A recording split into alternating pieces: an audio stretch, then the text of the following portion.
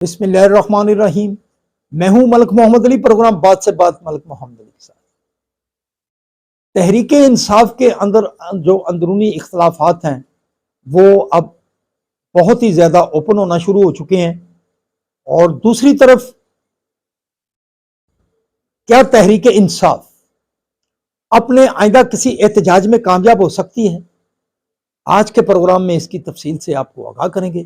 اور پیارے دوستوں، جن دوستوں نے ابھی تک ہمارے چینل کو سبسکرائب نہیں کیا، برائے مہربانی وہ ہمارے چینل کو سبسکرائب بھی کرے، لائک بھی کرے اور شیئر بھی کرے۔ تحریک انصاف جو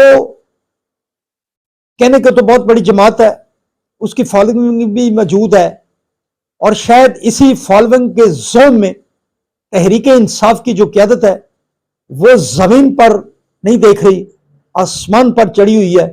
لیکن اس تحریک انصاف میں کیا ہو رہا ہے؟ کیا سب نے آنکھیں بند کر رکھی ہیں، یا بانی تحریک انصاف نے جیل کے اندر بیٹھ کر وہی حربہ استعمال کیا ہے جو کہ وہ جب جیل سے باہر تھے وزیر اعظم بھی تھے، اور جب وہ اقتدار سے الگ ہوئے زمان پارک میں بیٹھے ہوئے تھے، وہ اپنی تمام قیادت کو انگلیوں پر نچاتے تھے، ایک ایک حلقے کے ٹکٹ کے اصول کے لیے 5-5 6 امیدواران کو وہ استعمال کرتے تھے، ان کی ڈیوٹیاں لگاتے تھے، پہرا دلواتے تھے۔ بڑے بڑے قادور لوگ صرف ٹکٹ کے اصول کے لیے زمان پارک کے باہر زمین پر لیٹے ہوئے ہوتے تھے۔ تو اب جو بانی تحریک انصاف جیل میں ہے تو جو قیادت ہے وہ وکلا کے پاس ہے، اور جو دیگر ان کے ساتھی ہیں وہ بھی ان کے ساتھ کھڑے ہیں، لیکن جو اختلافات ہیں وہ اب بڑھتے چلے جا رہے ہیں۔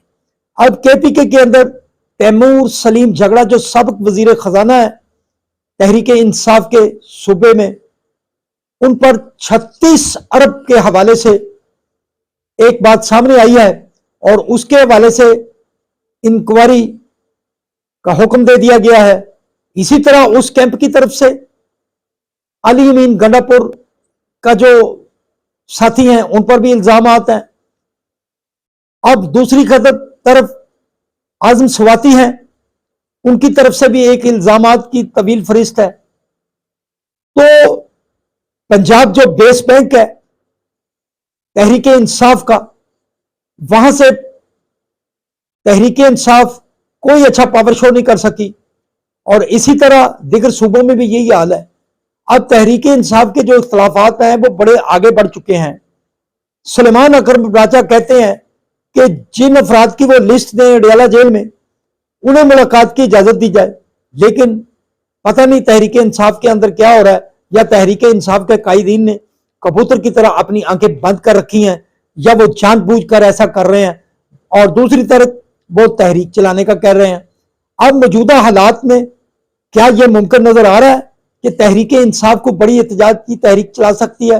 بہرحال اب تو یہی سوال ہے کہ تحریک انصاف اگر اپنے چاہنے والوں کے ساتھ مخلص ہے، یا جو ان کے فالورز ہیں ان کی دلجوئی کرنا چاہتی ہے، تو وہ سب سے پہلے کسی بھی قدم اٹھانے سے پہلے وہ اپنے اندرونی اختلافات کا تو خاتمہ کریں۔ سلام پاکستان، سلام اوورسیز، اللہ حافظ۔